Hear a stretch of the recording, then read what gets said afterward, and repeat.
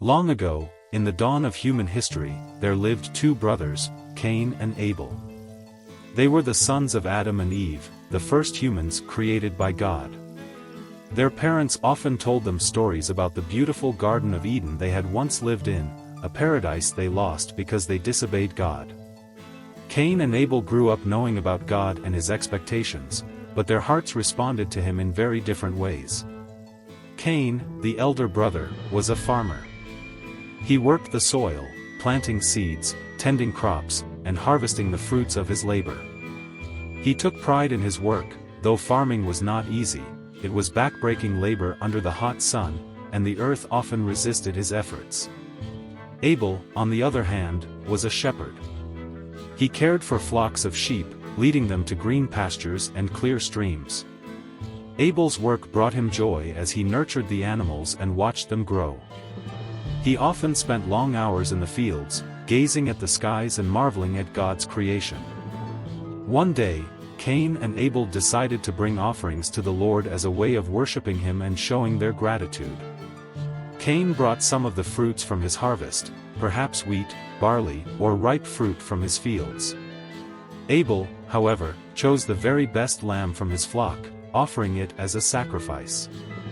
The two brothers presented their offerings before the Lord. Abel's sacrifice was given with humility and a sincere heart, and God looked upon it with favor. A bright flame consumed Abel's offering, a sign that God was pleased. But Cain's offering was different. Though he brought fruits of his labor, his heart was not fully devoted to God. His attitude was one of duty, not love. God did not accept Cain's offering. Cain saw this, and his face grew dark with anger and jealousy.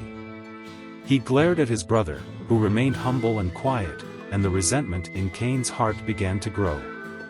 Seeing Cain's anger, the Lord spoke to him. "Why are you angry? Why is your face downcast? If you do what is right, will you not be accepted? But if you do not do what is right, sin is crouching at your door, it desires to have you, but you must rule over it." God's words were a warning, a chance for Cain to change his heart. But Cain didn't listen. Instead, the bitterness in his heart grew stronger. He began to see his brother not as family, but as a rival. One day, Cain approached Abel. "Let's go out to the field," he said. Abel, trusting his brother, followed without hesitation. The two walked together, far from the sight of their parents. As they reached the open field, Cain's anger boiled over. In a fit of rage, he attacked Abel and struck him down. The unthinkable had happened. Abel, the innocent shepherd, lay lifeless on the ground, his blood soaking into the soil. Soon after, God spoke to Cain. "Where is your brother Abel?" Cain, trying to hide his guilt, replied, "I don't know. Am I my brother's keeper?" But God's voice thundered in reply. "What have you done? Listen. Your brother's blood cries out to me from the ground.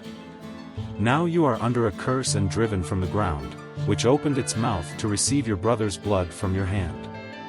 When you work the ground, it will no longer yield its crops for you. You will be a restless wanderer on the earth." Cain's heart sank. The weight of his sin pressed upon him. He cried out to the Lord, "My punishment is more than I can bear. Today you are driving me from the land, and I will be hidden from your presence. I will be a restless wanderer on the earth, and whoever finds me will kill me." But even in judgment, God showed mercy. He placed a mark on Cain, a sign that no one should harm him. If anyone killed Cain, they would suffer vengeance sevenfold. So Cain left his family in the presence of the Lord, wandering the earth in exile. Cain settled in the land of Nod, east of Eden. Though he started a new life, building cities and raising a family, the memory of his brother's death haunted him.